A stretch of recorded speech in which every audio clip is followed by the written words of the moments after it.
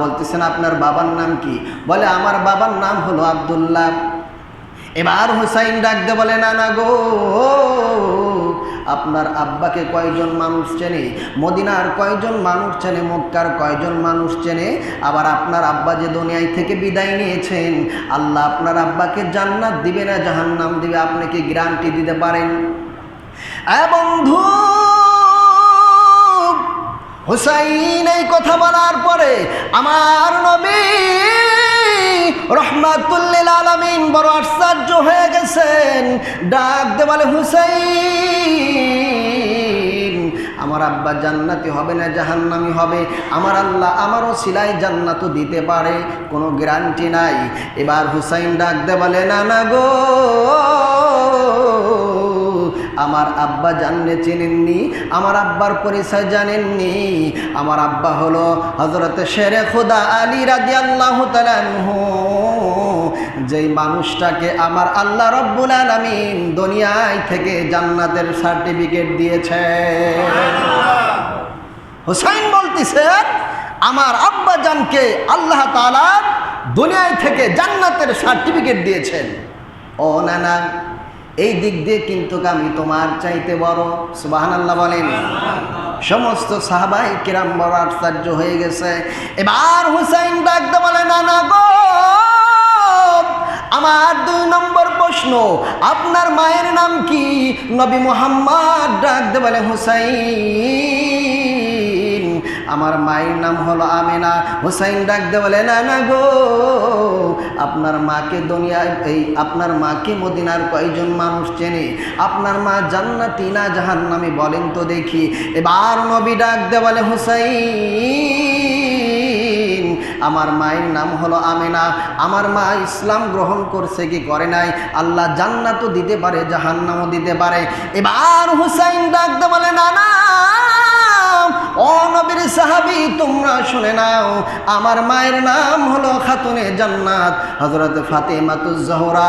এ বন্ধু, হুসাইন ডাকতে বলে, না না গো, আমার মাকে তো আল্লাহ জান্নাতের সার্টিফিকেট দিয়েছেন। শুধু তাই নয়, তাই নয়, দুনিয়ার সমস্ত নারীদের জান্নাতের যিনি সর্দারিনী হবে তিনি আমার মা।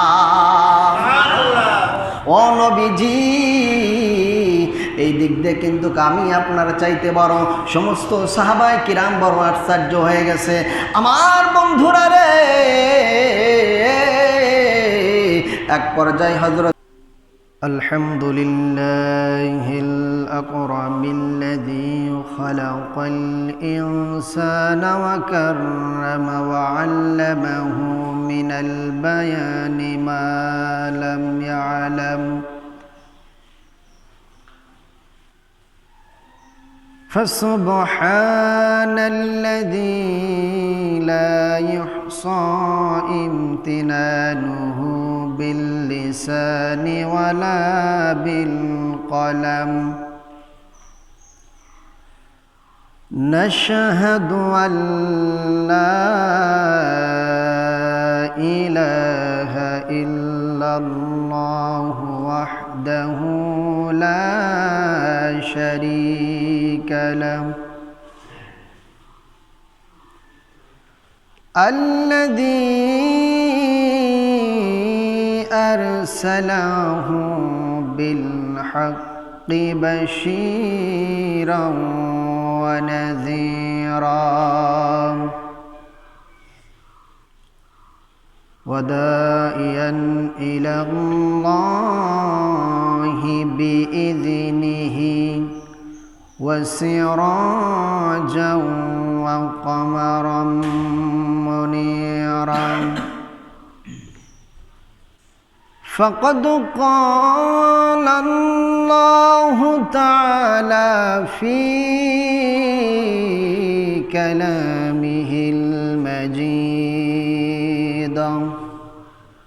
وفي الفرقانه الحميد সবাই পড়ুন আউযু বিল্লাহি মিনাশ শাইতানির রাজিম বিসমিল্লাহির রহমানির রহিম।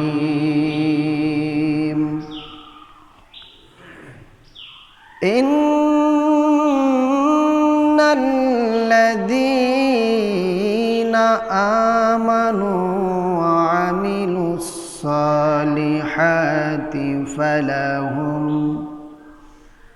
فلهم أجر غير ممنون.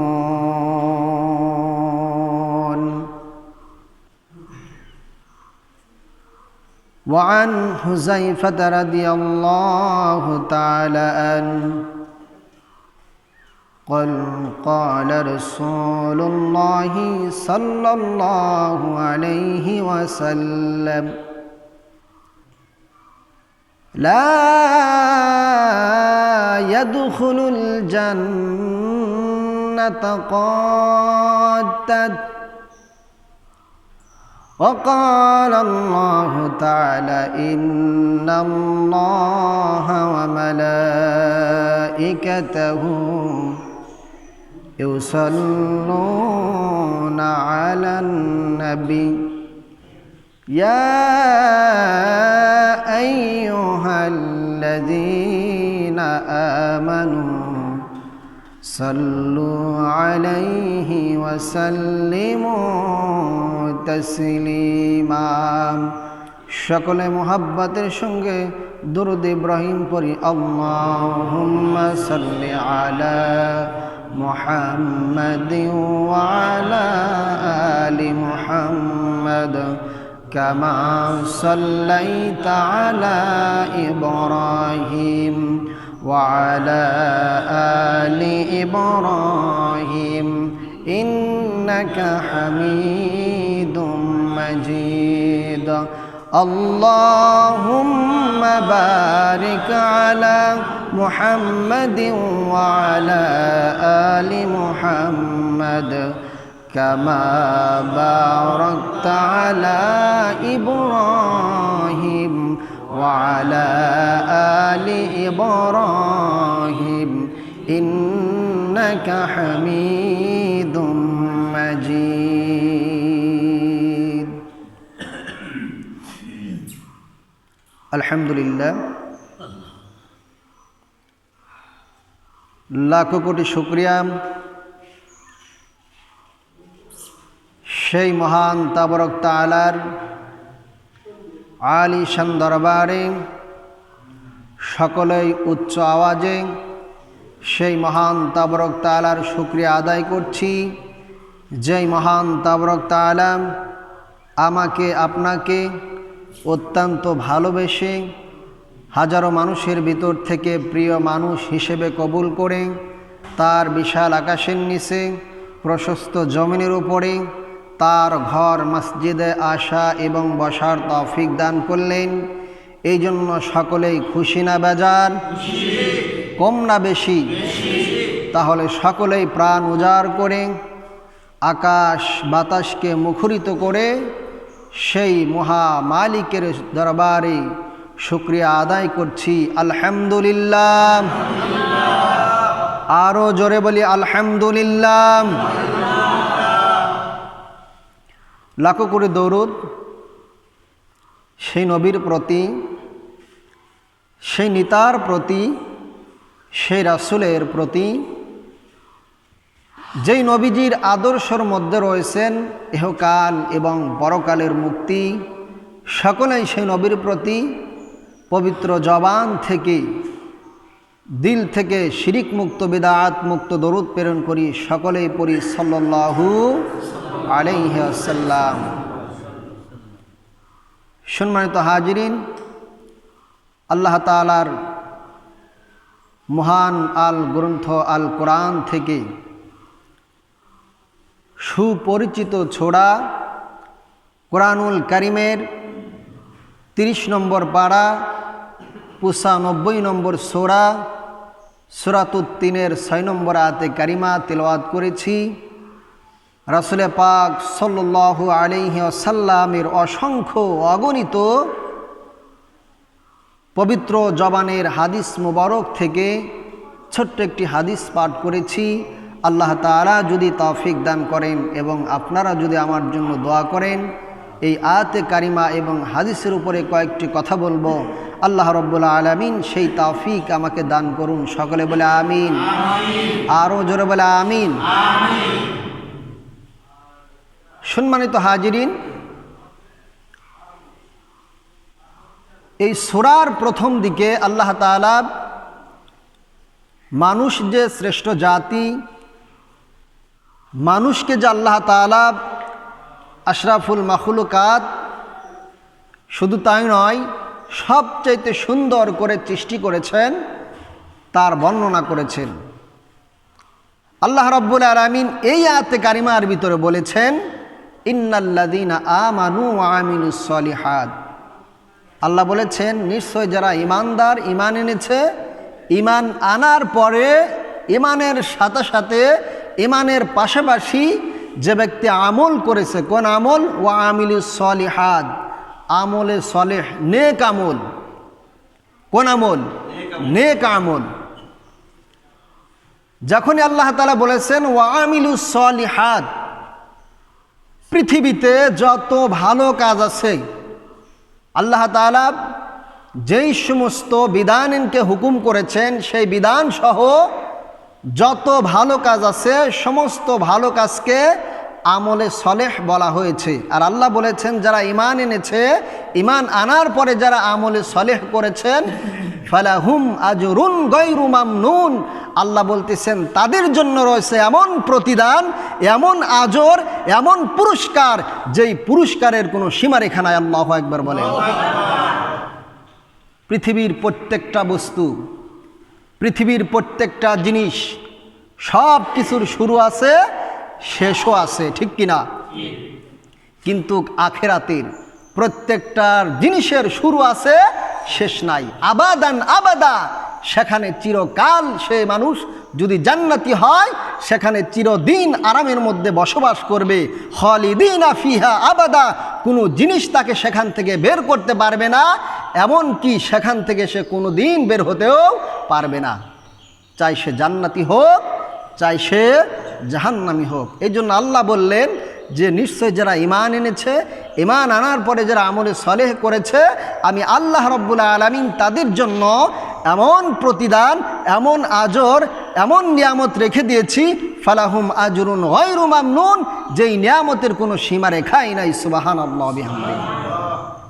সম্মানিত হাজিরিন, এই জন্য আমরা যতটুকু জানি, যতটুকু ইলম শিখেছি, যতটুকু ইলম অর্জন করেছি, যতটুকু জেনেছি, ওইটার উপরেই যদি আমল করতে পারি, আল্লাহ রাব্বুল আলামিন আমাদের মাফ করতে পারে কি পারে না? পারে কি পারে না?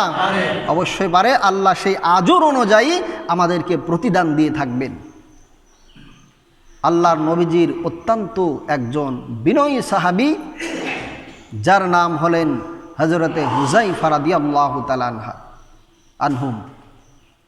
তিনি হাদিসখানা বর্ণনা করেছেন। তিনি বলেন রাসূল কারীম সাল্লাল্লাহু আলাইহি ওয়াসাল্লাম বলেছেন, লা ইয়াদখুলুল জান্নাতা, ওই ব্যক্তি জান্নাতে যাবে না, ওই ব্যক্তি জান্নাতে প্রবেশ করবে না, কত্তাদ, যে ব্যক্তি চগলখুরি করে। কি করে? জোরে বলেন, কি করে? চগলখুরি মানে কি বুঝছেন? এটার ব্যাকেটে আছে, হাদিসের মধ্যে দেখলাম, যারা হলো পরনিন্দাকারী, পরচর্চাকারী, খেয়ে দে কাজ নাই, মানুষের কুকথা নিয়ে থাকে, তাদেরকে হাদিসের পরিভাষায় বলা হয় কত্তাদ।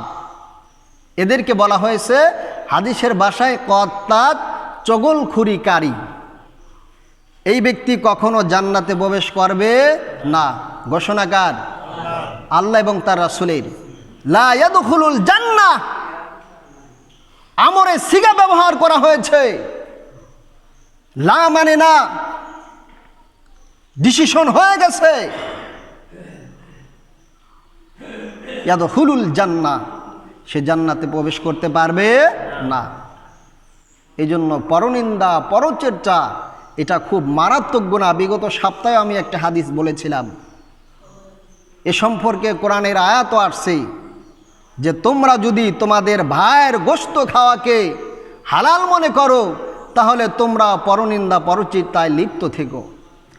কত বড় ধমকি! রাসূল যখন মেরাজে গিয়ে সব কিছু নিয়ামতগুলোকে দেখলেন, আল্লাহ রাসূলের সামনে জাহান্নামকে পেশ করা হলো। আল্লাহ রাসূল দেখলেন এক শ্রেণীর মানুষ, তারা তাদের শরীরের গোশতগুলোকে কামড়িয়ে কামড়িয়ে ভক্ষণ করতেছেন। আল্লাহ রাসূল বড় আশ্চর্য হয়ে গেলেন। রাসূল জিবরাইলকে বললেন, ভাই জিবরাইল, এই ব্যক্তি কারা? এদের অপরাধ ছিল কি? তখন জিবরাইল বললেন, ইয়া রাসূলুল্লাহ, এরা হলো আপনার উম্মত, এরা আপনার উম্মত, এদের অপরাধ কি? জিবরাইল বললেন, এবং জাহান্নামের যেই সমস্ত ফেরেশতারা নিযুক্ত আছেন তারা আল্লাহ রাসূলকে জানাইলেন, এরা হলো দুনিয়ার জমিনে মানুষের পরনিন্দা পরচর্চা করত, যার কারণে আল্লাহ রাব্বুল আলামিন তাদেরকে জাহান্নামের মধ্যে নিক্ষেপ করেছেন। তারা আফসোস করে বলতেছেন যে আজ যদি আমরা তাদের যদি সমালোচনা না করতাম, তাদের যদি সমালোচনা না করে যদি তাদের ভালো গুণকে বর্ণনা করতাম, তাহলে আমাদের এই জাহান্নামে এই পরিণত হতো না। আফসোস করে করে নিজেদের শরীরের গোশতগুলোকে কামড়া কামড়া খাচ্ছেন। দেখবেন আমরা যখন কোনো ধোঁকায় পড়ে যাই, অভাবে পড়ে যাই, জীবন থেকে মহামূল্যবান জিনিস যখন হারিয়ে যায়, আমরা আফসোস করি কি করি না? মনের অজান্তে হাতের আঙ্গুলগুলো মুখের ভিতর দিয়ে চিপ মারি, চাবাইতে থাকি আর আফসোস করতে থাকি, এই কাজটা যদি না করতাম তাহলে আমি এই লোকসানের মধ্যে পড়তাম না। কথা কোন ঠিক কিনা? কিন্তু জাহান্নামের মধ্যে নিক্ষেপ করা হবে এবং তাদের শাস্তি হবে তাদের শরীরের আফসোস হিসেবে, তাদের শরীরের গোশতগুলোকে কামড়া কামড়ে ভক্ষণ করতে থাকবে। নাউজুবিল্লাহ বলে। সম্মানিত হাজিরিন, আল্লাহর নবীজি রাসূল কারীম সাল্লাল্লাহু আলাইহি সাল্লাম তিনি একবার সাহাবায়ে কিরামদেরকে বললেন যে আমার সাহাবীরা, আগামীকাল তোমরা সবাই মসজিদে নববীর ভিতরে উপস্থিত থাকবে, আমি তোমাদের সাথে কথা বলবো, নসিহতমূলক কিছু কথা বলবো। আল্লাহ রাসূল সাহাবায়ে কিরামদেরকে বললেন, যারা এখানে উপস্থিত আছে তো, আর যারা উপস্থিত নাই তাদেরকে তোমরা জানিয়ে দিবে আগামীকাল আল্লাহ রাসূল মসজিদে নববীর ভিতরে ওয়াজ করবেন, নসিহত করবেন, হাদিসের দর্শ দিবেন, হাদিস শোনাবেন। সম্মানিত হাজিরিন, এর পূর্বে আমি বলতে চাই, আমরা সকলে অবগত আছি আরবি মাসের প্রথম মাস হলো মুহররম মাস। কোন মাস? মুহররম মাস। আরবি মাসের প্রথম মাস হলো মুহররম মাস। আর এই মুহররম মাসের হলো 1 তারিখ। কয় তারিখ? আজ হলো 1 তারিখ।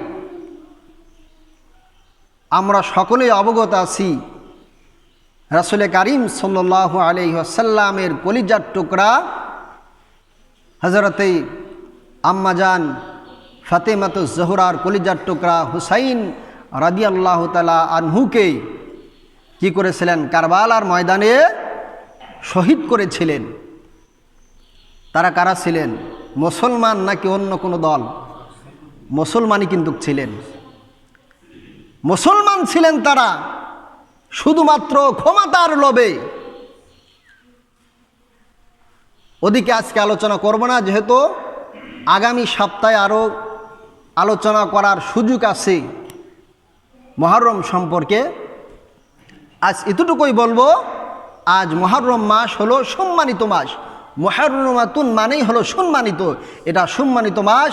রাসূল কারীম সাল্লাল্লাহু আলাইহি সাল্লাম 4টা মাসকে সম্মানিত বলেছেন, তার ভিতরে একটা হলো মুহররম মাস। সুবহানাল্লাহ বলেন। পৃথিবীতে যত কিছু আল্লাহ তাআলা ঘটিয়েছেন সব কিছু এই মুহররম মাসের 10 তারিখকে কেন্দ্র করে আল্লাহ তাআলা ঘটিয়েছেন। আল্লাহু আকবার বলেন। এই জন্য মুহররম মাস খুব দামি মাস, গুরুত্বপূর্ণ মাস, অনেক মর্যাদার একটি মাস। সম্মানিত হাজিরিন, রাসূল কারীম সাল্লাল্লাহু আলাইহি সাল্লাম সাহাবায়ে কিরামদেরকে বললেন যে তোমরা আগামীকাল সকালবেলায় অমুক টাইমে মসজিদে নববীর ভিতরে আসবে, তোমাদেরকে আমি হাদিস থেকে আলোচনা শোনাবো। আল্লাহ রাসূল বললেন, তোমরা যারা এখানে উপস্থিত আছো আর যারা উপস্থিত নাই, যারা উপস্থিত আছো তাদেরকে জানিয়ে দিবে। সম্মানিত হাজিরিন, তখন রাসূল কারীম সাল্লাল্লাহু আলাইহি ওয়াসাল্লামের ভাষ্য অনুযায়ী সাহাবায়ে কেরাম সবাইকে দাওয়াত দিয়ে দিলেন যে আগামীকাল মসজিদে নববীতে আল্লাহ রাসূল ডেকেছেন, আমাদেরকে হাদিস থেকে কথা শোনাবেন। সবাই উপস্থিত হয়ে গেছেন। যত বড় বড় সাহাবী, আবু বকর, উসমান, তারপরে হলো আলী, ওমর, সব সাহাবী সেখানে একত্রিত হয়েছে। মুফাসসির কিরাম আব্দুল্লাহ ইবনে আব্বাস রাদিয়াল্লাহু তাআলা আনহু তিনিও সেখানে উপস্থিত ছিলেন এবং সবাই একটা করে কর্কট নিয়ে গেছেন, কাগজ নিয়ে গেছেন। আল্লাহ রাসূল যে নতুন কথাটা বলবে আমরা সেই কথাটাকে নোট করে রাখব, যদি মনে না থাকে নোট করে রাখব এবং সেই কথার উপরে আমরা আমল করে আমাদের জীবনটাকে পরিবর্তন করব। সুবহানাল্লাহ বলেন। সাহাবাদের মন মানসিকতা ছিল এইরকম যে আল্লাহ রাসূল কি বলবেন, কি শিক্ষা দিবেন, সেই কথাগুলো আমরা আমল করে আমাদের জীবনটাকে পরিবর্তন করব। এটা হলো সাহাবাদের গুণ ছিল। তো সম্মানিত হাজিরিন, তো সবাই মসজিদে নববীর ভিতরে একত্রিত হলেন। আল্লাহ রাসূল ওয়াজ শুরু করে দিয়েছেন। এমনও তো অবস্থায় একজন সাহাবী আল্লাহ রাসূলকে বললেন, ইয়া রাসূলুল্লাহ, আমরা যে এখন পৃথিবীতে আছি এমন একটা সময় আসবে যে আপনিও থাকবেন না, আমরা সাহাবীও থাকব না। পরবর্তী যে উম্মতরা আসবে তারা কিভাবে তাদের জীবন যাপনকে চলাবে? কারণ আপনিও থাকবেন না, কোনো নবীও থাকবে না, সাহাবায়ে কেরাম থাকবে না, কিন্তু তাদের তো জীবন পরিচালনা করতে হবে। তখন তাদের জীবন তারা কিভাবে পরিচালনা করবে? একজন সাহাবী আমার নবীজিকে এই কোশ্চেন করেছেন। আমার মুসলমান ভাইরা রে, ও যুবক ভাইরা, গভীর মনোযোগ। আমার আপনার নবী, মায়ার নবী, রহমাতুল লিল আলামিন যখন মসজিদে নববীর ভিতরে সাহাবায়ে কিরামদেরকে নিয়ে ওয়াজ আরম্ভ করে দিয়েছেন, এমনও তো অবস্থায় একজন সাহাবী আমার আপনার নবী, মায়ার নবী, রহমাতুল লিল আলামিনকে ডাক দে বলে, ও নবীজি, আমরা তো উহুদের ময়দানে অংশগ্রহণ করেছি, আমরা তাবুকের ময়দানে অংশগ্রহণ করেছি। ও নবীজি, এমনও তো অবস্থায় আসবে, এমন একটা সময় আসবে যেই সময়ের ভিতরে আপনার উম্মতেরা উহুদের ময়দান পাবে না, তাবুকের ময়দান পাবে না, খন্দকের ময়দান পাবে না। ও নবীজি, কিন্তু ওই সমস্ত উম্মতেরা কি এমন আমল করলে ওই তাবুকের ময়দান, খন্দকের ময়দানের জিহাদের সব পেয়ে যাবে?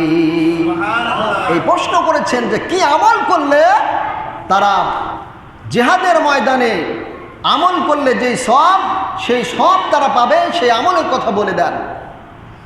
আমার বন্ধুরা রে, আমার আপনার নবী, মায়ার নবী, রহমাতুল লিল আলামিন যখন এই কথাটা বলে দিবেন, এমন তো অবস্থায় আমার আপনার নবী, মায়ার নবী, রহমাতুল লিল আলামিন ডাক দে বলে, সাহাবীরা তোমরা একটা কথা শুনে রাখো, তোমরা একটা কথা খুব গভীর মনোযোগ দিয়ে শুনে রাখো।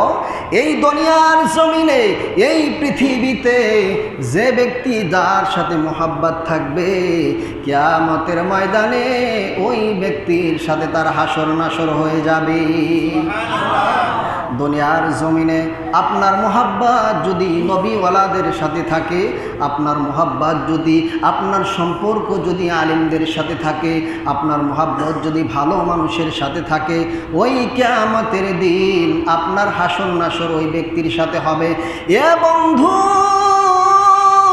আমার আপনার নবী, মায়ার নবী, রহমাতুল লিল আলামিনের হাদিস অনুযায়ী আপনার জীবন যদি সিটার, বাটপার, বদমাহিশ ও মানুষের সাথে যদি দুনিয়ায় সম্পর্ক হয়, ওই কিয়ামতের দিন, মুসিবতের দিন আপনার হাসর নাসর তার সাথে হবে কি হবে না? কথা বলেন, হবে কি হবে না? এই জন্য সম্পর্ক নবীওয়ালাদের সাথে, আল্লাহওয়ালাদের সাথে এই যে আলেমদের সাথে হাফেজদের সাথে সম্পর্ক করার দরকার আছে না নাই? জোরে বলেন আছে না নাই? আমার বন্ধুরা রে, আমার আপনার নবী, মায়ার নবী রহমাতুল লিল আলামিন যখন এই কথাগুলো বললেন, সাহাবায়ে কিরাম সাথে সাথে কথাগুলো নোট করে রাখলেন। এ বন্ধু, এমন তো অবস্থায় আমার আপনার নবী, মায়ার নবী রহমাতুল লিল আলামিনের কলিজার টুকরা হযরতে ফাতিমা রাদিয়াল্লাহু তাআলা আনহার নয়নের মণি হাসান হুসাইন ডাক দিয়ে বলে, নানা গো, ইয়া রাসূলুল্লাহ, ও নবীজি, আমি এই মজলিসের মধ্যে আমি হুসাইন কিছু কথা বলতে চাই, আমি কিছু ওয়াজ করতে চাই। আমার বন্ধুরা রে, হযরতে হুসাইন রাদিয়াল্লাহু তাআলা আনহু যখন এই কথা বলেছেন, সমস্ত সাহাবায়ে কিরাম বড় আশ্চর্য হয়ে গেছেন। আমার আপনার নবী, মায়ার নবী রহমাতুল লিল আলামিন ডাক দে বলে, হুসাইন তুমি কি বলবে? আমি তোমাকে অনুমতি দিলাম, তুমি কথাটা বলে দাও। আমার বন্ধুরা রে, এবার নবীর সাহাবী আবু বকর, উসমান, আলী সবাই বড় আশ্চর্য হয়ে গেছেন। হযরতে হুসাইন ছোট্ট মানুষ, এই মজলিসের মধ্যে হাজার হাজার সাহাবায়ে কিরামদের মধ্যে কি এমন ওয়াজ করতে চায়? আমার বন্ধুরা রে, আমার নবী, আপনার নবী, মায়ার নবী রহমাতুল লিল আলামিন হযরতে হুসাইনকে আমার নবীজির পাশে বসাইলেন। এবার হুসাইন ডাক দিয়ে বলেন, ও নানাজি, ও নবীর সাহাবীরা গো, আমি আপনাদেরকে একটা প্রশ্ন করতে চাই, আমি আপনাদের কাছে একটা কোশ্চেন করতে চাই। তোমরা বলো তো দেখি, আমি হুসাইন বড় না আমার নানা মুহাম্মদ বড়? সুবহানাল্লাহ বলেন।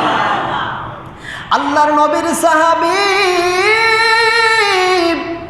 মুরব্বী সাহাবী, সর্বপ্রথম যেই সাহাবী ইসলাম গ্রহণ করেছেন, ডাক দিয়ে বলে, হুসাইন, বয়সের দিক দিয়ে আমাদের নবী মুহাম্মদই তো বড়। হুসাইন বলে, না, বয়সের দিক দিয়ে আমার নানা বড় হতে পারে, কিন্তু কয়েকটা কারণে আমি হুসাইন আপনাদের নবীর চাইতে বড়। এ বন্ধু,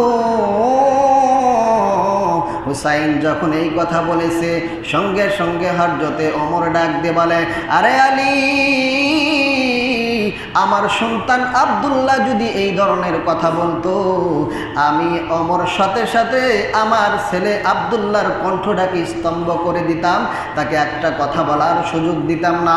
আমার বন্ধুরা রে, হযরত ওমরের এই কথা শোনার পরে হযরত আলী রাদিয়াল্লাহু তাআলা আনহু হুসাইনের নিকটবর্তী যায় হুসাইনকে এরকমভাবে তার হাত দিয়ে মুখটাকে ধরে রাখলেন, এমনভাবে মুখটাকে আঘাত করেছে, এমনভাবে মুখটাকে ধরেছে, মুখটাকে ধরার কারণে হযরতে আলীর হাতের কারণে, নখের কারণে হযরতে হুসাইনের ঠোঁটটাকে ফেটে রক্ত বের হচ্ছে।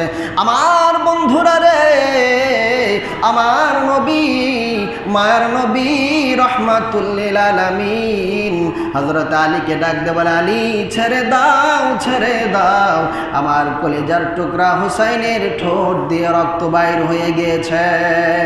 আমার বন্ধুরা রে, এবার নবী মুহাম্মদ ডাক দিয়ে বলে, হুসাইন, এই কথা তুমি কেন বললে? তুমি এর প্রতিবাদ করে দাও, তুমি এর বিশ্লেষণ করে দাও। আমার বন্ধুরা রে, এবার হুসাইন ডাক দিয়ে বলে, নানা গো, আমি আপনাকে প্রশ্ন করতে চাই, আমি আপনাকে সওয়াল করতে চাই, বলেন তো দেখি আপনার আব্বার নাম কি? কে বলতেছেন? হুসাইন বলতেছেন, আপনার বাবার নাম কি? আমার আপনার নবী, মায়ার নবী রহমাতুল লিল আলামিন ডাক দিয়ে বলে, হুসাইন, আমার নানার নাম হলো আব্দুল্লাহ। বলতেছেন আপনার বাবার নাম কি? বলে, আমার বাবার নাম হলো আব্দুল্লাহ। এবার হুসাইন ডাক দিয়ে বলে, নানা গো, আপনার আব্বাকে কয়জন মানুষ চেনে? মদিনার কয়জন মানুষ চেনে? মক্কার কয়জন মানুষ চেনে?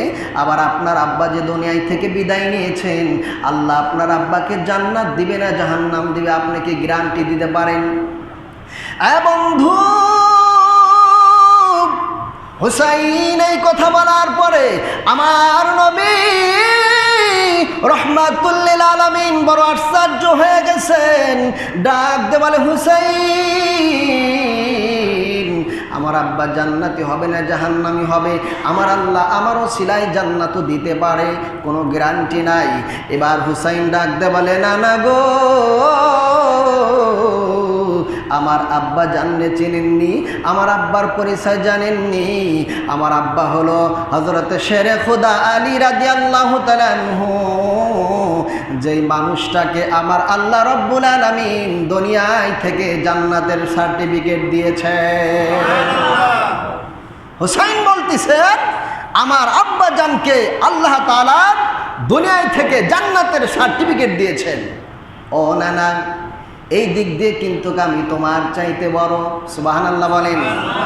সমস্ত সাহাবায়ে কিরাম বড় আশ্চর্য হয়ে গেছে। এবার হুসাইন ডাকতে বলে, না না গো, আমার 2 নম্বর প্রশ্ন, আপনার মায়ের নাম কি? নবী মুহাম্মদ ডাকতে বলে, হুসাইন, আমার মায়ের নাম হলো আমেনা। হুসাইন ডাকতে বলে, না না গো, আপনার মাকে দুনিয়ায় আপনার মাকে মদিনার কয়জন মানুষ চেনে? আপনার মা জান্নাতি না জাহান্নামী বলেন তো দেখি। এবার নবী ডাকতে বলে, হুসাইন, আমার মায়ের নাম হলো আমেনা। আমার মা ইসলাম গ্রহণ করছে কি করে নাই? আল্লাহ জান্নাতও দিতে পারে, জাহান্নামও দিতে পারে। এবার হুসাইন ডাকতে বলে, না না, ও নবীর সাহাবী, তোমরা শুনে নাও, আমার মায়ের নাম হলো খাতুনে জান্নাত হযরত ফাতেমাতুজ জোহরা। এ বন্ধু, হুসাইন ডাকতে বলে, না না গো, আমার মাকে তো আল্লাহ জান্নাতের সার্টিফিকেট দিয়েছেন। শুধু তাই নয়, দুনিয়ার সমস্ত নারীদের জান্নাতের যিনি সর্দারিনী হবে তিনি আমার মা। ও নবীজি, এই দিক দিয়ে কিন্তু আমি আপনার চাইতে বড়। সমস্ত সাহাবায়ে কিরাম বড় আশ্চর্য হয়ে গেছে। আমার বন্ধুরা রে, এক পর্যায়ে হযরতে হুসাইন রাদিয়াল্লাহু তাআলা আনহু পর্যায়ক্রমে সময় খুবই সংকীর্ণ, এই জন্য মূল কথা বলে দেয়। এ বন্ধু, সর্বশেষে হযরতে হুসাইন ডাক দিয়ে বলে, নানা, বলো তো দেখি তোমার নানার নাম কি এবং তোমার নানাকে মদিনার কয়জন মানুষ চেনে? এবার হুসাইন এই কথা বলার পরে আমার আপনার নবী, মায়ার নবী রহমাতুল লিল আলামিন ডাক দে বলে, হুসাইন রে, আমার নানা হলো অমুকে। এবার হুসাইন ডাক দে বলে, ও নানা গো, আপনি কি আমার নানারে চেনেন? যিনি হলেন খতামান নবী, সমস্ত নবীদের মুরসালিন, যিনি হলেন সমস্ত নবীদের নবী, যিনি হলেন সমস্ত নবীদের নেতা। ও নবীজি, তিনি হলেন আমার নানা, আখিরি জামানার পয়গম্বর, বিশ্বনবী রহমাতুল লিল আলামিন। যেই নানারে সৃষ্টি না করলে, আমার নানারে সৃষ্টি না করলে আল্লাহ জান্নাত বানাইতো না, জাহান্নাম বানাইতো না, এই দুনিয়াকে সৃষ্টি করতো না। তিনি হলেন আমার নানা, আখিরি জামানার পয়গম্বর, বিশ্বনবী রহমাতুল লিল আলামিন। আল্লাহু আকবার বলেন। তিনি হলেন আমার নানা হযরত মুহাম্মদুর রাসূলুল্লাহ সাল্লাল্লাহু আলাইহি সাল্লাম। সাহাবায়ে কিরামদেরকে বললেন যে কয়েক কারণে আমি হুসাইন আমার নানার চাইতেও বেশি মর্যাদা লাভ করেছি। আল্লাহু আকবার বলেন। সম্মানিত হাজিরিন, এই মুহররম মাসে সেই হুসাইন রাদিয়াল্লাহু তাআলা আনহুকে ইসলাম নামে ধারণকৃত কিছু অসংস্কৃতির মানুষগুলোই রাসূলের বংশধর, রাসূলের কলিজার টুকরা হুসাইন রাদিয়াল্লাহু তাআলা আনহুকে কিন্তু ক্ষমতার লোভে এই দুনিয়ায় থেকে নির্মমভাবে শাহাদত বরণ করেছেন। কথা বলেন ঠিক কিনা? সম্মানিত হাজিরিন, ইসলামের ইতিহাস ভুলে গেলে চলবে না। ইসলামের ইতিহাসগুলো মনে রাখতে হবে, ইসলাম থেকে শিক্ষা গ্রহণ করে আমাদের জীবন পরিচালনা করতে হবে। কথা বলেন ঠিক কিনা? ভালো পথে চললে হুমকি আসবে, দুমকি আসবে, বাধা আসবে, সব কিছুকে উপেক্ষা করে যে ব্যক্তি ইহদিনাস সিরাতাল মুস্তাকিম, সত্য পথের উপরে থাকবেন, সেই হলো প্রকৃত মুসলমান। কথা বলেন ঠিক কিনা? আমি যখন ভালো কাজ করব তখন এক শ্রেণীর মানুষ আমাকে কিন্তু খারাপ বলবে, কথা বলেন ঠিক কিনা? শয়তান তো আমাদের পিছনে লেগেই আছে, কিভাবে মানুষকে পদস্খলন করে মানুষকে সুন্দর রাস্তায় থেকে মানুষকে কিভাবে জাহান্নামের দিকে নিয়ে যাওয়া হয়। আল্লাহ তাআলার কাছ থেকে তো সে পাওয়ার নিয়েছেন, ক্ষমতা নিয়ে সব সময় ভালো মানুষের সাথে শয়তান লেগে থাকে। একটা কথা মনে রাখবেন, খারাপ মানুষের সাথে শয়তান থাকে না। যে ব্যক্তি ভালো, ওই ভালো মানুষের সাথে শয়তান থেকে তাকে কিভাবে খারাপ বানানো যায়। এই জন্য সম্মানিত হাজিরিন, যে কথাগুলো বললাম, আল্লাহ রাব্বুল আলামিন এই কথাগুলো আমাদেরকে মেনে বাকি জীবন আমল করার তৌফিক দান করুন। সকল বেলা আমিন। যারা সুন্নত পড়েন নাই, তারা সুন্নত পড়ে নেন।